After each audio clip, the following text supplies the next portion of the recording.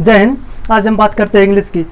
English का जब भी ख्याल आता है तो लोग कहते हैं इंग्लिश हम पढ़ भी लेते हैं और थोड़ी सी इंग्लिश समझ भी लेते हैं जब लोग बोलते हैं, लेकिन जब खुद की बारी आती है तो थोड़ा सा पैर पीछे हटा लेते हैं। क्यों? क्योंकि हमें इंग्लिश के वे शब्द ही नहीं मालूम जिन्हें हमें बोलने हैं, क्योंकि इंग्लिश के जब तक शब्द नहीं मालूम है तब तक हम इंग्लिश सुचारू रूप से बोल नहीं सकते हैं। तो इंग्लिश के शब्द हैं लाखों, तो कैसे हम याद करें और कैसे बोलें? इंग्लिश के लाखों शब्द आपको याद नहीं करने हैं। यदि आप कंपटीशन एग्जाम की तैयारी करते हैं तो 4000 से 5000 फॉर्मल वर्ड हैं जिन्हें याद करने के बाद आप बहुत आसानी से किसी भी कंपटीशन को बीट कर सकते हैं। और नॉर्मल वर्ड यदि आप अपने पास रखते हैं तो आप आसानी से इंग्लिश बोल सकते हैं। अब कुछ शब्द हैं जिन्हें हम आसानी से याद कर लेते हैं। आइए जानते हैं कि कैसे याद करते हैं।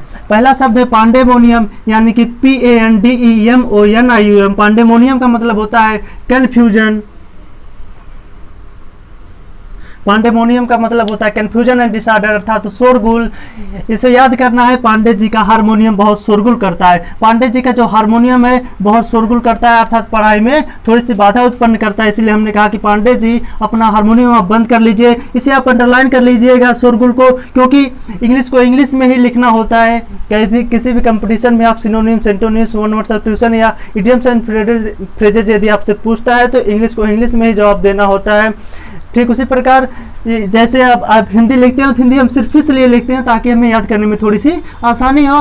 तब शब्द था हमारा पांडेमोनियम, अर्थात पांडे जी का हारमोनियम। कन्फ्यूजन एंड डिसऑर्डर, अर्थात शोरगुल करता है, बहुत शोरगुल करता है। शोरगुल को आप अंडरलाइन कर लीजिएगा। दूसरा शब्द है डिलीजेंट, अर्थात हार्ड वर्किंग, अर्थात मेहनती। दिल्ली के जो जेंट्स होते हैं काफी मेहनती होते हैं। डिलीजेंट, दिल्ली के जेंट्स, हार्ड वर्किंग अर्थात मेहनती। आप यहाँ पे मेहनती को अंडरलाइन कर लीजिएगा।